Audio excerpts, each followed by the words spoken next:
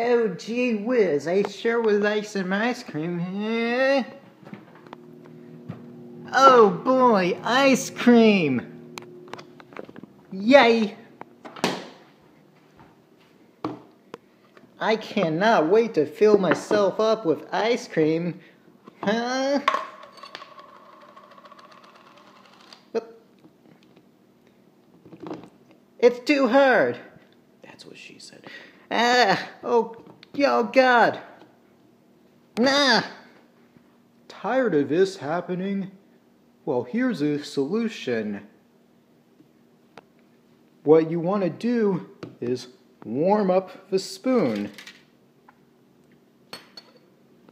in the microwave. Now, before you do that, here's a pro tip. The handle can sometimes get a little hot after microwaving for about a minute. So what you do is you wrap it in tin foil, and then it won't get hot when you try to microwave it. Problem solved. Let's see here.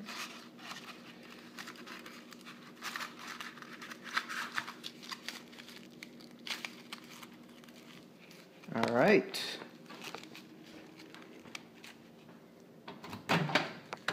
So put that in the microwave. About 1 minute. And